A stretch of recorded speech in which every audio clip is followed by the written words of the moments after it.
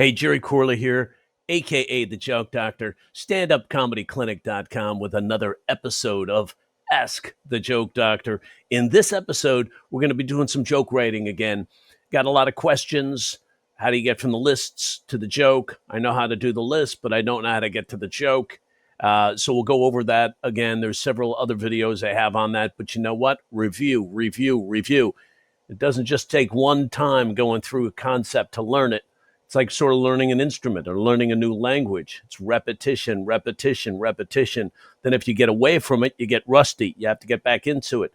It's a constant wrestling match. So in this particular video, what I did was I just opened up the internet and I was looking for just something to start writing jokes on. A lot of times I go to Yahoo News because they just have a variety of stuff on there. They seem to read my mind. Oh, hello. What?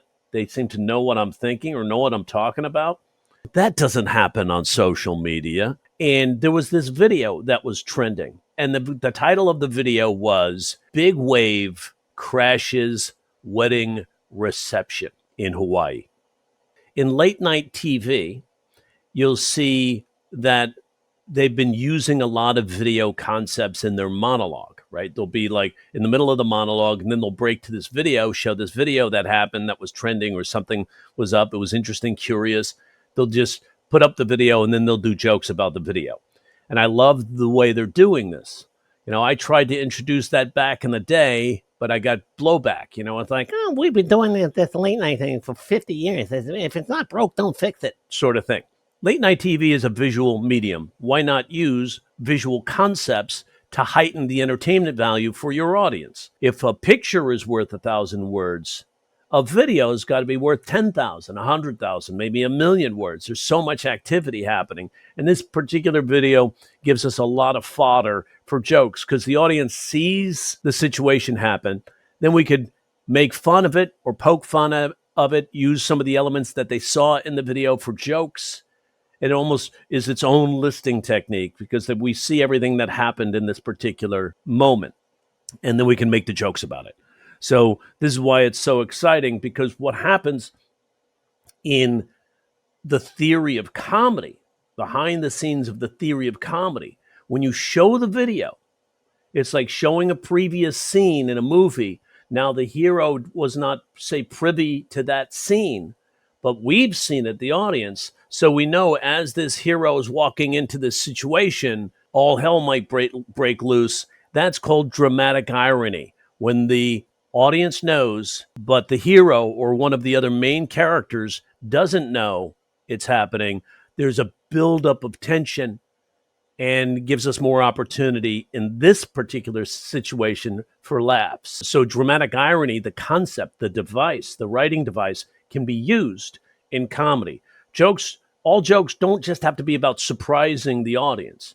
When we know it's happening, we know it's coming up, it gives it more tension, and the audience actually feels like they're part of the joke more. And as comedians, if we're delivering this on stage, we just tell the audience the situation. Then we tell us the scenario about us walking into the situation. You know, Chappelle uses this concept a lot. Jim Gaffigan uses this concept a lot. Richard Pryor used this concept a lot when he talked about his monkey. Bill Burr uses this, and we can go on down the list. Think about it. As a comedian, we play the narrator when we're talking to the audience, telling them what's up. We play the act out of the situation when the situation actually occurred. And we play the characters in the situation when we do the act out and do voices of each character. Like if I just say, I was dating this girl who happened to be identical twin. Now, she didn't think I knew this. So she decided on our second date, she would have her identical twin answer the door in a towel as she was returning from the store. So she'd set me up and see if I fell for it, right? So I go to the house to go pick her up. Her sister answers the door in the towel. A half hour later, she walks into the door from the store and she goes, "Did I fool you? Did you find out it was my sister?" And I said, "Yeah, you don't have that birthmark on your labia." which this never happened, by the way. So that's basically dramatic irony. I told you what's up. Then I put myself in that situation, going to the door. She answers in the towel. I go in. The original gal comes in 30 minutes later from the store. Using that technique is super effective because the audience is like, oh my God, what's going to happen now? In this case, that's how it applies to video. The audience gets to see the video. Then we get to reenact what happened and make fun of the participants in the video. Without further delay, let's take a look at this video, and then we'll come back and we'll put up the list and we show how to write the jokes.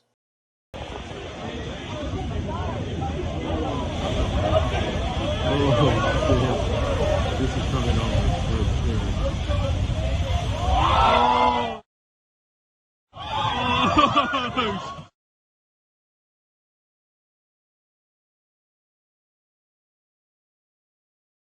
So there we go. We see the wave. We see the wedding reception, people gathering around the back of this hotel area.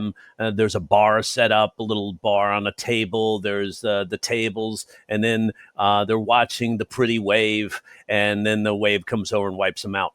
So now let's go from here. We're going to just go over to we're going to show you the screen of the listing technique, and then we're going to walk through some of the jokes that happen as a result of being able to watch the video. Keep in mind that some of the jokes, if you see them just sitting there on the page, don't look like they should be funny or anything. But put yourself in the situation of being on the show or at the show, watching the video or watching it on TV, right? And then the host coming back. The audience has participated in this. They've seen it. Remember, they're a part of it. It's a dramatic irony. So you can almost comment on it like it's picture captioning. Just make comments on it. These are all first draft jokes. This is not anything that's been sort of like pre-planned. None of the jokes have been edited out for the best ones versus the worst ones, so you can kind of see the process there. And I'll walk through the best I can with how those jokes came about. I'll show you the listing technique first, and then we'll get into the jokes. So let's jump over there and show the screen. So here I have the document that I write. A huge wave crashes wedding reception in Hawaii, and I've sort of written it out as an exercise as well, which I'll be using in my late night course that I'll be releasing again in the next few weeks. One thing that I like to do is I'll think of the voice that I'm writing for. In this case, I was thinking of Jimmy Kimmel or Jimmy Fallon. They've really accomplished being silly and playful. And so when I put myself in that zone, silly and playful, all of a sudden the silly and playful concepts or ideas started to come to me. Don't be afraid to do the voice of the host. Sometimes do a different voice. Sometimes I'll think of Jim Gaffigan and how would Jim Gaffigan deliver a joke. When I first saw the video, huge wave crashes wedding reception, I'm like, oh, June, July, biggest season for weddings, right? So that's definitely going to be trending. It's going to be on people's minds. And I thought, I've got to see these idiots was another thing. Now, keep in mind, laughter triggers. One of the main laughter triggers, not just surprise, superiority. We love to be able to feel superior over somebody else.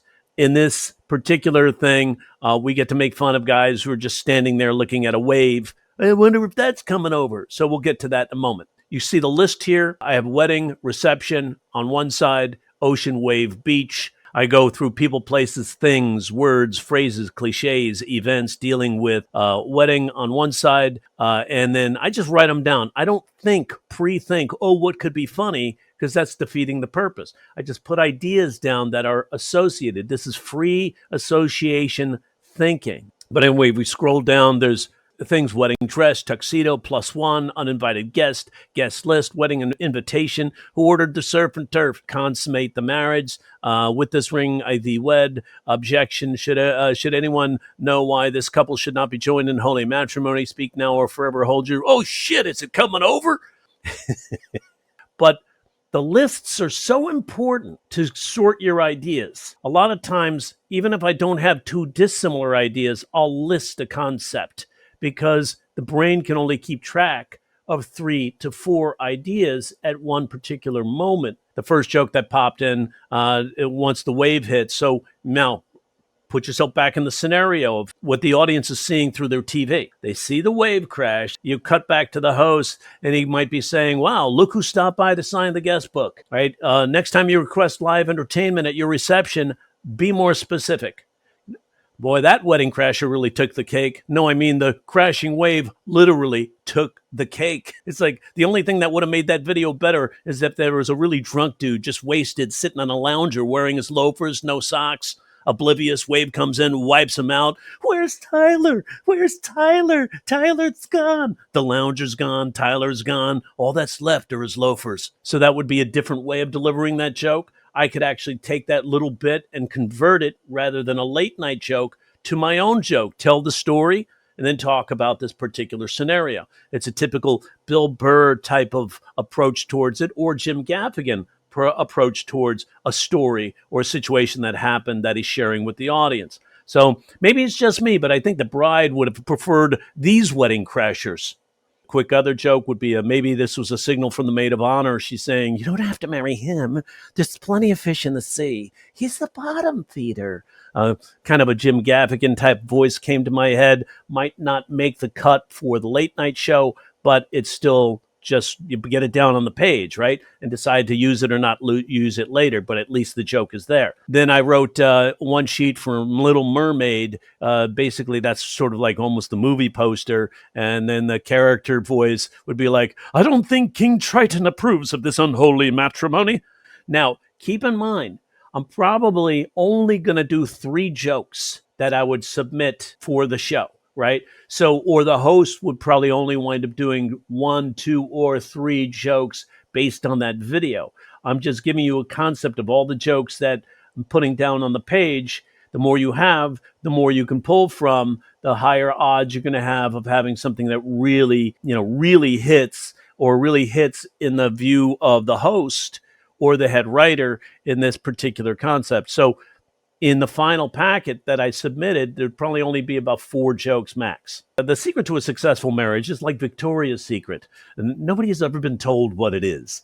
It has nothing to do with the wave. So that particular joke is a sort of a freebie. It's a joke that I might use in a different situation. And it's like, and then we get into the video shows again. You think about the concept, you replay the concept in your head, and you're like, I love watching the people staring at this huge wave approaching. You see these guys, he's like, you think it's going to reach us? And then there's the dude who's up on the balcony taking the video. He knew something was up. And after the wave hits, these people are like, who would have ever thought that wave would have reached us? I don't know, maybe the dude on the balcony taking the video. And that dude really knew, oh, this wave's coming over. He even said the words, this wave's coming over. Should anyone know why this couple should not be joined in holy matrimony, speak now or forever hold your, that wave is huge. That would be a fun delivery on a joke. The only thing that would have made it better if that happened while the DJ was playing Dave Matthews Crash Into Me would be a quick giggle or laugh from an audience. Should have been suspicious when the wedding invitation said no children, no gifts, and guests should know how to swim. Again, remember these are comments to a video that just played. So keep running that scenario through your head as you're writing the joke. What's the audience seeing on that TV? It'll give you different angles to approach your joke from. Best man was probably like, he was really nervous. He's probably, okay, I've got the ring. I've got the marriage license. Floaties. I forgot the floaties. I was a little suspicious when the wedding invitation said +1 life preserver. All right, you might, so as a joke, could work. They're probably not the first bride and groom on their wedding night who got sand in their crotch. That'd be a comment joke that would get a big laugh in a late night TV situation. Why? Because it's naughty. And you thought inviting your crazy cousins was going to make waves. I could see Kimmel doing that after the video shows. In my head, I see that happening. The groom is like, I know the guy said till death do us part, but is it here already? When they said they were going to take the plunge, I thought it was just a metaphor. Almost I can hear Gaffigan doing these jokes. The waiter is like, who ordered the surf and turf? After that wave hit, obviously the groom wasn't the only one who had cold feet. It's another possible joke, but my point is this. A wedding is an event where you demonstrate your undying love for that one special person, and some people are worth drowning for. Just ask Jack Dawson. I'm so cold, Rose. And ultimately, the last joke, marriage is like an ocean wave. It looks beautiful until it smashes your ship against the rocks and takes half your shit.